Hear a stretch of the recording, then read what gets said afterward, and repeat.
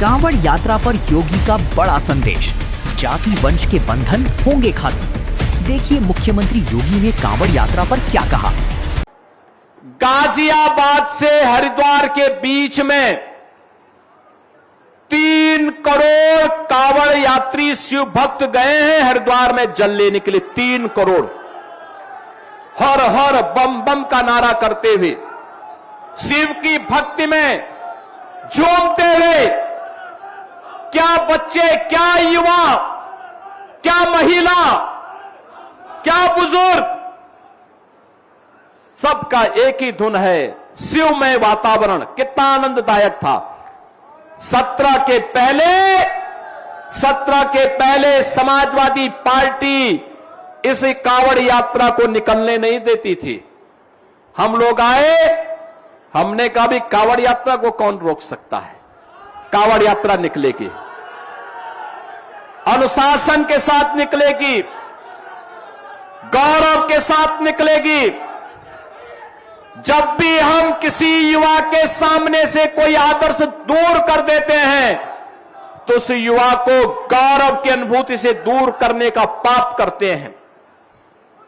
शिव की भक्ति हम सबके लिए एक प्रेरणा है। वहां जाति पाति का बंधन दूर हो जाता है। हर व्यक्ति एक दूसरे को भोले का संबोधित करते हुए चलता है। और क्या लोगों में उत्साह है। 180 किलोमीटर की दूरी तय करते हैं, कोई थकान नहीं, कोई शिकन नहीं।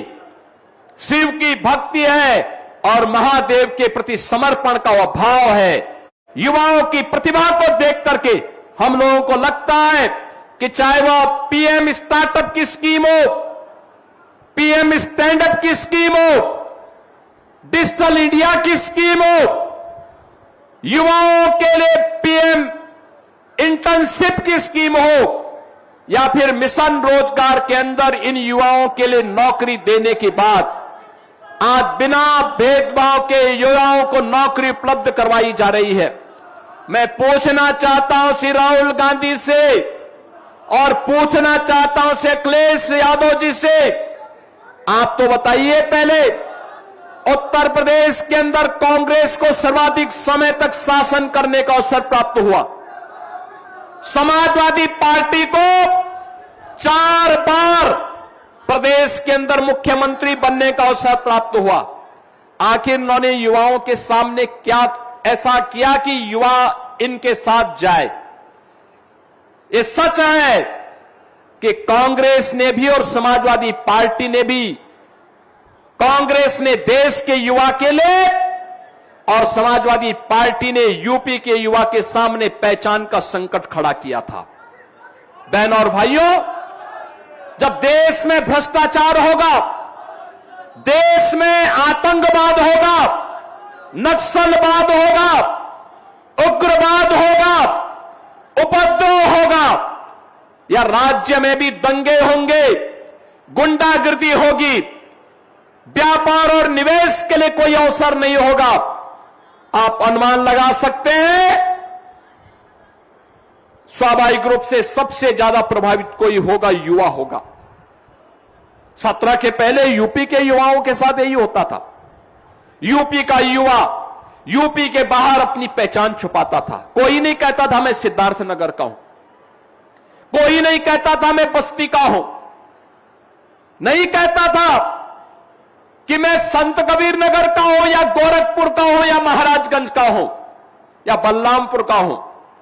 इस समाजवादी पार्टी ने तो हर जिले में एक माफिया पाल दिया था। हर जिले में माफिया, हर थाने में माफिया का कब्जा, हर तहसील में माफिया का कब्जा, गरीब की जमीन पर कब्जा होता था। Land mafia, cane mafia, sand mafia, cattle mafia और पेशेवर अपराध के लिए कुख्यात माफियाओं की समानांतर सत्ता ये प्रदेश की पहचान थी। पर्व और त्योहार नहीं मना सकते थे। मैं कल मेरठ में था जिसकी चर्चा श्री जगदंबिका पाल जी कर रहे थे। पिछले दिन के अंदर गाजियाबाद से हरिद्वार के बीच में